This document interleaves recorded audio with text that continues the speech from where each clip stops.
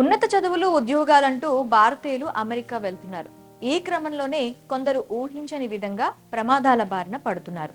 తాజాగా యుఎస్ లోని టెక్సాస్ లో జరిగిన ఘోర రోడ్డు ప్రమాదంలో ఓ యువతితో సహా నలుగురు దుర్మరణం చెందారు.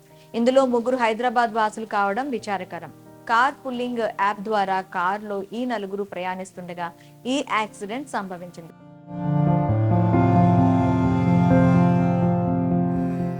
శుక్రవారం అర్కాన్సస్ లోని బెంటన్విల్లేకు వెళ్తుండగా ఈ విషాదం చోటు చేసుకుంది. ప్రమాదం జరిగిన వెంటనే వారు ప్రయాణిస్తున్న కారులో మంటలు చెలరేగాయి. దీంతో ఆ నలుగురు సజీవ దహనం అయ్యారు. మృతులను తమిళనాడుకు చెందిన దర్శిని వాసుదేవన్, ఆర్యన్ రఘునాథ్, ఫరూక్ షేక్, లోకేష్ పాలచెర్లగా గుర్తించారు.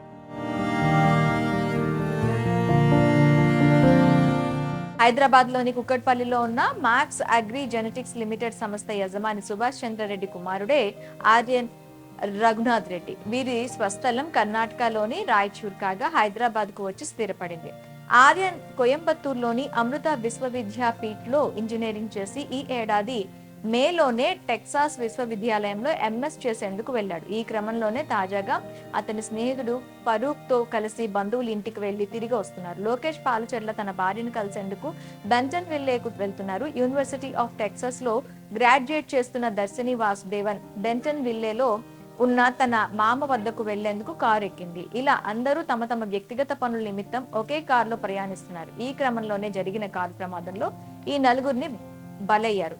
అయితే ఎంఎస్ అయ్యాక తిరిగి వచ్చేయాలని ఆర్యన్ అతని తల్లిదండ్రులు కోరారు. అయితే తాను 2 ఏళ్లు ఉద్యోగం చేసి వస్తానని చెప్పాడు. కానీ ఇంతలోనే కారు ప్రమాదం కారణంగా ఆర్యన్ మరణించడంతో అతడి తల్లిదండ్రులు కన్నీరు మున్నీరయ్యారు.